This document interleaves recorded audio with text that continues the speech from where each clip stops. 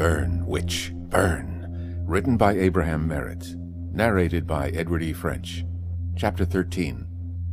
The Dollmaker Strikes.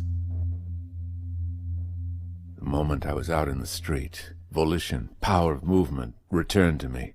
In an abrupt rush of rage, I turned to re-enter the shop. A foot from it, I was brought up as against an invisible wall. I could not advance a step, could not even raise my hands to touch the door. It was as though at that point my will refused to function, or rather that my legs and arms refused to obey my will. I realized what it was. Post-hypnotic suggestion of an extraordinary kind, part of the same phenomena which had held me motionless before the Dollmaker, and had sent me like a robot out of her lair. I saw McCann coming toward me, and for an instant had the mad idea of ordering him to enter, and end Madame Mandalip with a bullet. Common sense swiftly told me that we could give no rational reason for such a killing, and that we would probably expiate it within the same apparatus of execution with which I had threatened her. McCann said, "I was getting worried, Doc. Just about to break in on you." I said, "Come on, McCann. I want to get home as quickly as possible." He looked at my face and whistled. "You look like you've been through a battle, Doc." I answered, "I have, and the honors are all with Madame Mandalip so far." "You came out quiet enough, not like the boss with the hag spitting hell in your face. What happened?" "I'll tell you later. Just let me be quiet for a while. I want to think." What I actually wanted was to get back to my self-possession. My mind seemed half-blind, groping for the tangible. It was as if it had been enmeshed in cobwebs of a peculiarly unpleasant character, and although I had torn loose, fragments of the web were still clinging to it. We got into the car and rolled on for some minutes in silence. Then McCann's curiosity got the better of him. "Anyway," he asked, "what did you think of her?" By this time I had come to a determination. Never had I felt anything to approach the loathing, the cold hatred, the implacable urge to kill which this woman had aroused in me. It was not that my pride had suffered, although that was sore enough. No, it was the conviction that in the room behind the doll shop dwelt the blackest evil, evil as inhuman and alien as though the Dollmaker had in truth come straight from that hell in which Ricori believed. There could be no compromise with that evil, nor with the woman in whom it was centered. I said, "McCann, in all the world there is nothing so evil as that woman. Do not let the girl slip through your fingers again. Do you think she knew last night that she'd been seen?" I don't know. I don't think so." "Increase the guards in front and in back of the place at once. Do it openly so that the women cannot help noticing it. They will think, unless the girl is aware that she was observed, that we are still in ignorance of the other exit. They will think we believe she managed to slip out unseen either at front or back. Have a car in readiness at each end of the street where she keeps the coupe. Be careful not to arouse their suspicions. If the girl appears, follow her." I hesitated. McCann asked, "And then what?" "I want her taken. Abducted, kidnapped, whatever you choose to call it. It must be done with the utmost quietness. I leave that to you. You know how such things are done better than I. Do it quickly, and do it quietly, but not too near the doll shop. As far away from it as you can. Gag the girl, tie her up if necessary, but get her. Then search the car thoroughly. Bring the girl to me at my house, with whatever you find. Do you understand?" he said. "If she shows, we'll get her. You gonna put her through the 3rd degree?" "That, and something more. I want to see what the Dollmaker will do. It may goad her into some action which will enable us to lay hands on her legitimately, bring her within the reach of the law. She may or may not have other and invisible servants, but my intention is to deprive her of the visible one. It may make the others visible. At the very least, it will cripple her." He looked at me curiously. "She must have hit you pretty hard, Doc." "She did," I answered curtly. He hesitated. "You gonna tell the boss about this?" he asked at last. "I may or may not. Tonight. It depends on his condition." "Why?" "Well, if we're gonna pull off anything like a kidnapping, I think he ought to know." I said sharply, "McCann, I told you Ricori's message was that you were to obey orders from me as though they were from him. I have given you your orders. I accept all the responsibility." "Okay," he answered, but I could see that his doubts still lingered. Now, assuming Ricori had sufficiently recovered, there was no real reason why I should not tell him what had happened during my encounter with Madame Mandalip. It was different with Braille. More than suspecting, as I did, the attachment between him and Walters, I could not tell him of the crucified doll. Even now I thought of it not as a doll crucified, but as Walters crucified. If I told him, I knew well there would be no holding him back from instant attack upon the Dollmaker. I did not want that. But I was aware of a most stubborn reluctance to tell Ricori the details of my visit.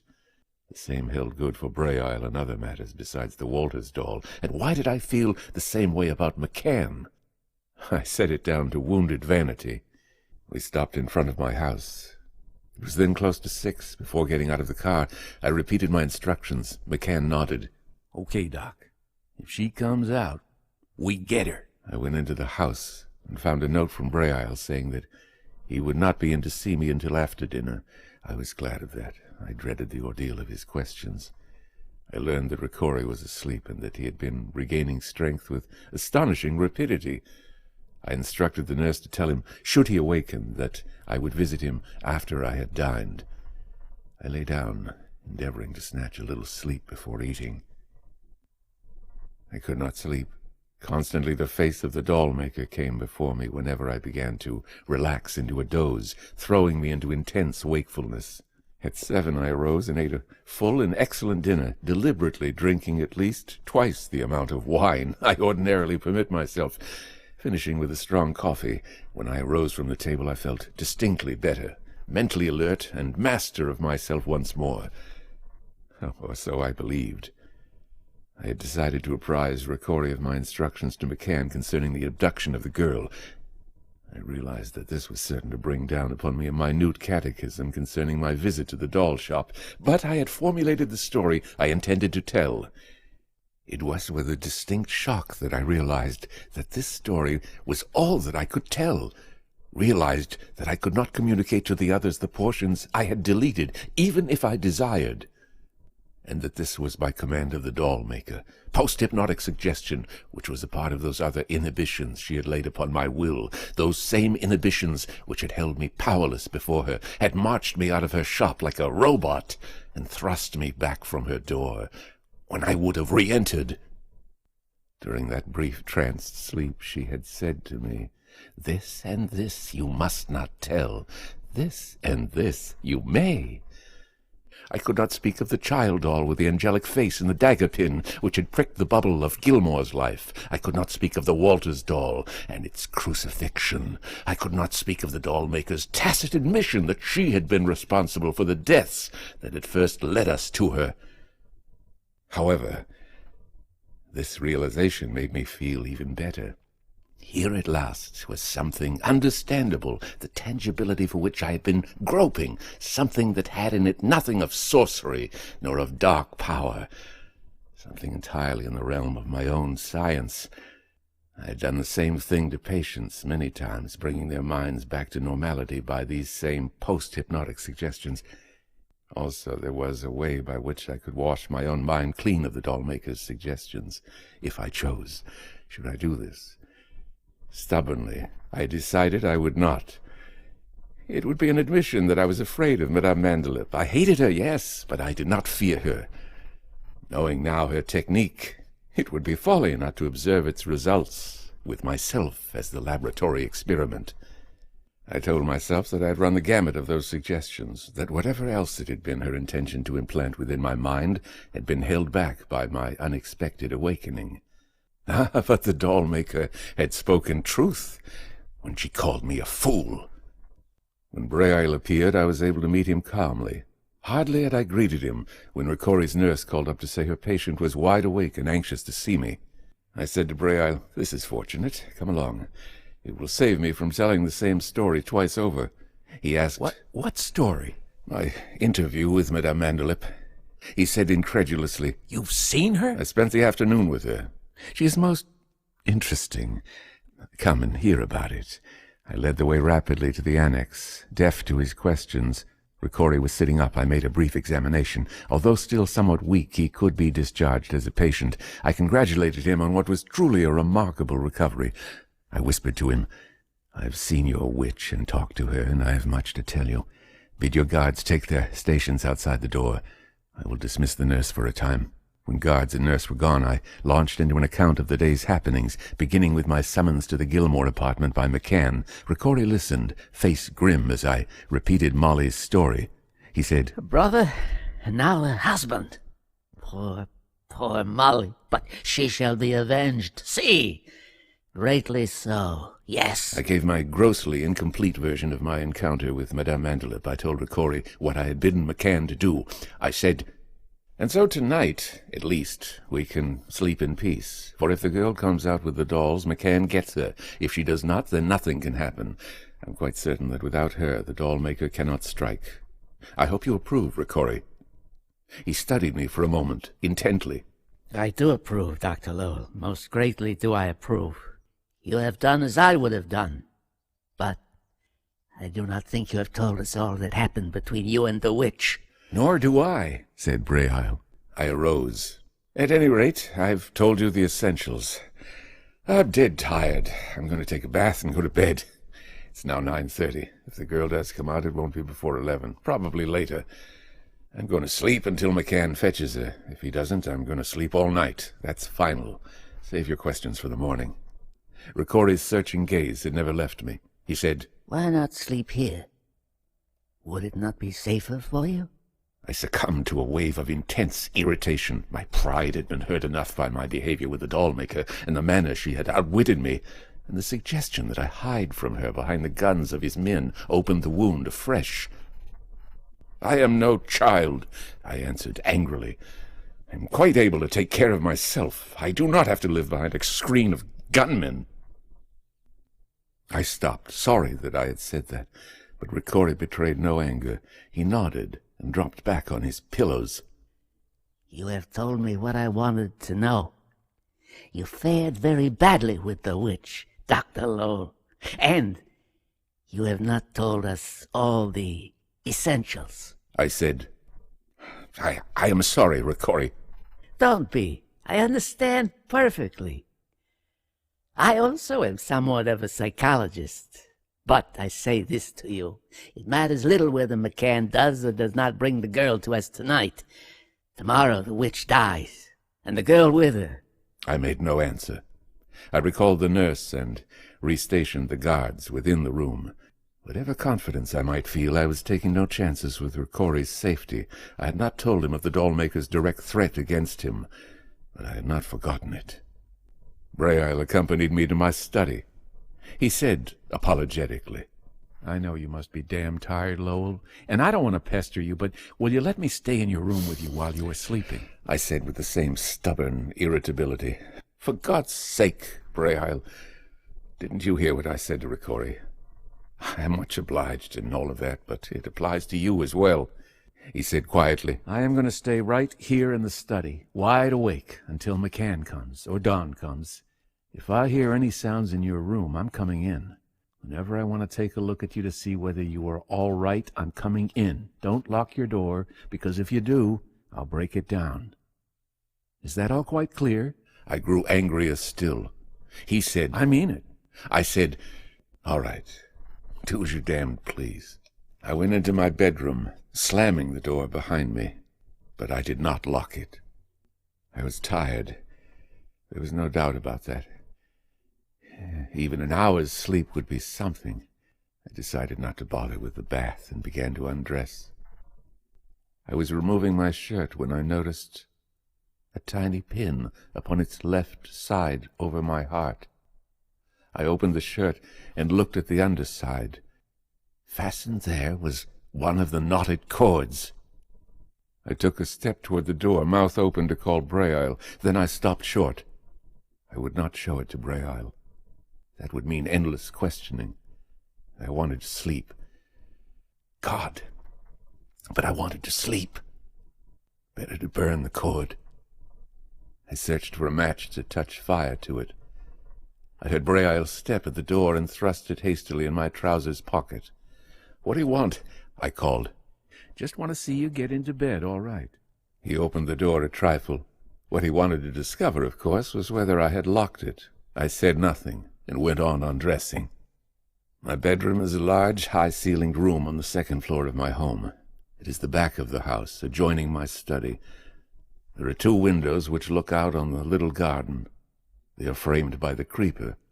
The room has a chandelier, a massive, old-fashioned thing covered with prisms. Lustres, I think they're called, long pendants of cut glass in 6 circles from which rise the candle holders. It is a small replica of one of the lovely colonial chandeliers in Independence Hall at Philadelphia. When I bought the house, I would not allow it to be taken down, nor even wired for electric bulbs. My bed is at the end of the room, and when I turn upon my left side, I can see the windows outlined by faint reflections. The same reflections are caught by the prisms, so that the chandelier becomes a nebulously glimmering tiny cloud. It is restful, sleep-inducing, and there is an ancient pear tree in the garden, the last survivor of an orchard which in spring, in New York's halcyon days, lifted to the sun its flowered arms.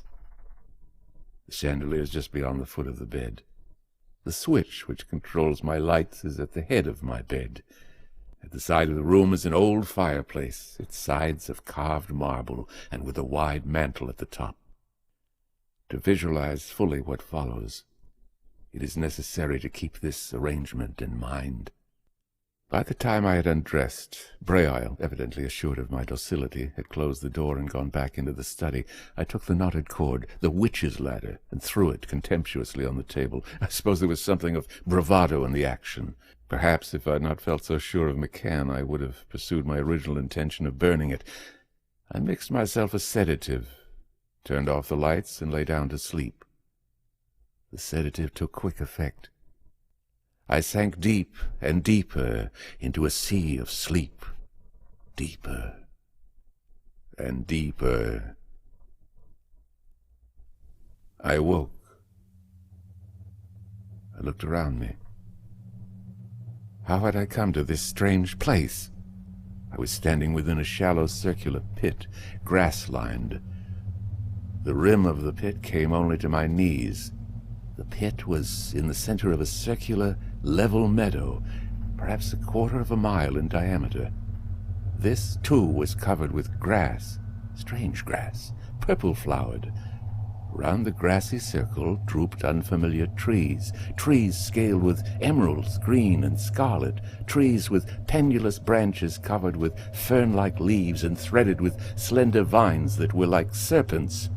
The trees circled the meadow, watchful, alert, watching me, waiting for me to move. No, it was not the trees that were watching. There were things hidden among the trees, lurking, malignant things, evil things, and it was they who were watching me, waiting for me to move. But how had I gotten here? I looked down at my legs, stretched my arms. I was clad in the blue pajamas in which I had gone to bed in my New York house, in my house in New York. How had I come here? I did not seem to be dreaming. Now I saw that the 3 paths led out of the shallow pit. They passed over the edge and stretched, each in a different direction, toward the woods. And suddenly I knew that I must take one of these paths, and that it was vitally important that I pick the right one, that only one could be traversed safely, that the other 2 would lead me into the power of those lurking things. The pit began to contract. I felt its bottom lifting beneath my feet. The pit was thrusting me out. I leaped upon the path at my right, began to walk slowly along it. Then, involuntarily, I began to run, faster and faster along it, toward the woods. As I drew nearer, I saw that the path pierced the woods straight as an arrow flight, and that it was about 3 feet wide and bordered closely by trees, and that it vanished in the dim green distance. Faster and faster I ran. Now I entered the woods. The unseen things were gathering among the trees that bordered the path, thronging the borders, rushing silently from all the wood. What were those things? What those things were, what they would do to me if they caught me, I did not know. I only knew that nothing that I could imagine of agony could equal what I would experience if they did catch me. On and on I raced through the wood, each step a nightmare. I felt hands stretching out to clutch me, heard shrill whisperings. Sweating, trembling, I broke out of the wood and raced over a vast plain that stretched, treeless, to the distant horizon. The plain was trackless, pathless, and covered with brown and withered grass. It was like, it came to me, the blasted heath of Macbeth's 3 witches. No matter. It was better than the haunted wood. I paused and looked back at the trees. I felt from them the gaze of myriads of the evil eyes. I turned my back and began to walk over the withered plain. I looked up at the sky. The sky was misty green. High up in it, 2 cloudy orbs began to glow. Black suns. No, they were not suns. They were eyes. The eyes of the Dollmaker. They stared down at me from the misty green sky. Over the horizon of that strange world, 2 gigantic hands began to lift, began to creep toward me, to catch me and hurl me back into the wood. White hands with long fingers, and each of the long white fingers a living thing. The hands of the Dollmaker. Closer came the eyes, and closer the withered hands. From the sky came peal upon peal of laughter. The laughter of the Dollmaker. That laughter still ringing in my ears, I awakened, or seemed to awaken. I was in my room, sitting bolt upright in my bed. I was dripping with sweat, and my heart was pumping with a pulse that shook my body. I could see the chandelier glimmering in the light from the windows, like a small nebulous cloud. I could see the windows faintly outlined. It was very still. There was a movement at one of the windows. I would get up from the bed and see what it was. I could not move. A faint greenish glow began within the room. At first it was like the flickering phosphorescence one sees upon a decaying log. It waxed and waned, but grew ever stronger. My room became plain. The chandelier gleamed like a decaying emerald. There was a little face at the window. A doll's face. My heart leaped, then curdled with despair. I thought, McCann has failed. It is the end. The doll looked at me, grinning. Its face was smooth-shaven, that of a man about 40. The nose was long, the mouth wide and thin-lipped. The eyes were close set under bushy brows. They glittered, red as rubies. The doll crept over the sill. It slid, head first, into the room. It stood for a moment on its head, legs wavering. It somersaulted twice. It came to its feet, one little hand at its lips, red eyes upon mine, waiting, as though expecting applause. It was dressed in the tights and jacket of a circus acrobat. It bowed to me. Then with a flourish it pointed to the window. Another little face was peering there. It was austere, cold, the face of a man of 60. It had small side whiskers. It stared at me with the expression I supposed a banker might wear when someone he hates applies to him for a loan. I found the thought oddly amusing. Then abruptly I ceased to be amused. A banker doll. An acrobat doll. The dolls of 2 of those who had suffered the unknown death. The banker doll stepped with dignity down from the window.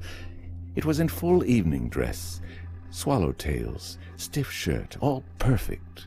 Turned, and then with the same dignity raised a hand to the window sill. Another doll stood there, the doll of a woman about the same age as the banker doll, and garbed like it in correct evening dress. The spinster. Mincingly, the spinster doll took the proffered hand. She jumped lightly to the floor. Through the window came a fourth doll, all in spangled tights from neck to feet. It took a flying leap, landing beside the acrobat doll. It looked up at me with grinning face, then bowed. The four dolls began to march toward me, the acrobats leading, and behind them, with slow and stately step, the spinster doll and the banker doll, arm in arm. Grotesque, fantastic, these they were, but not humorous. God, no. Or if there were anything of humor about them, it was that at which only devils laugh. I thought desperately, Braille is just on the other side of the door. If I could only make some sound. The four dolls halted and seemed to consult. The acrobats pirouetted and reached to their backs. They drew from the hidden sheaths their dagger pins. In the hands of the banker doll and spinster doll appeared similar weapons. They presented the points toward me, like swords. The four resumed their march to my bed. The red eyes of the second acrobat doll, the trapeze performer I knew him now to be, had rested on the chandelier. He paused, studying it. He pointed to it, thrust the dagger pin back into its sheath, and bent his knees, hands cupped in front of them. The first doll nodded, then stood, plainly measuring the height of the chandelier from the floor and considering the best approach to it. The second doll pointed to the mantel, and a pair of them swarmed up its sides to the broad ledge. The elderly pair watched them, seemingly much interested. They did not sheath their dagger pins. The acrobat doll bent, and the trapeze doll put a little foot in its cupped hands. The first doll straightened, and the second flew across the gap between mantel and chandelier, caught one of the prismed circles, and swung. Immediately the other doll leaped outward, caught the chandelier, and swung beside its spangled mate. I saw the heavy old fixture tremble and sway. Down upon the floor came crashing a dozen of the prisms. The dead stillness, it was like an explosion. I heard Braille running to the door. He threw it open. He stood on the threshold. I could see him plainly in the green glow, but I knew that he could not see, that to him the room was in darkness. "Lowell!" he cried. "Lowell! Are you all right? Turn on the lights!" I tried to call out, to warn him. Useless. He groped forward around the front of the bed to the switch. I think that then he saw the dolls. He stopped short, directly beneath the chandelier, looking up. And as he did so, the doll above him, swung by one hand, drew its dagger pin from its sheath and dropped upon Braille's shoulders, stabbing viciously at his throat. Braille shrieked. Once. The shriek changed into a dreadful bubbling sigh. And then I saw the chandelier sway and lurch. It broke from its ancient fastenings. It fell with a crash that shook the house, down upon Braille and the doll devil ripping at his throat. Abruptly the green glow disappeared. There was a scurrying in the room like the running of great rats. The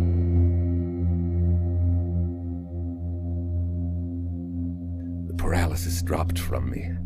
I threw my hand round to the switch and turned on the lights, leaped from the bed. Little figures were scrambling up and out of the window. There were four muffled reports like pop guns.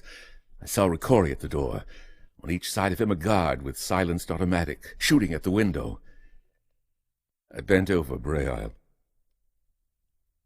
He was quite dead. The falling chandelier had dropped upon his head, crushing the skull. But Braille had been dying before the chandelier had fallen. His throat ripped. The carotid artery severed.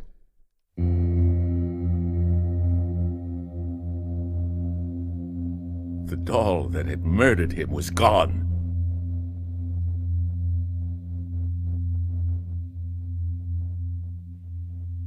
You have been listening to Chapter 13, The Dollmaker Strikes, a reading from Burn, Witch, Burn by Abraham Merritt.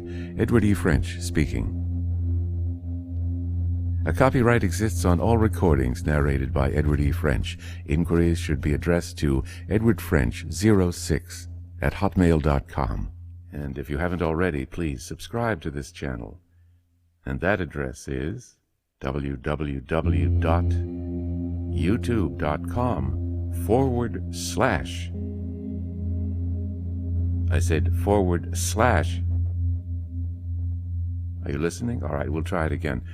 www.youtube.com/French Edward 06. Thank you.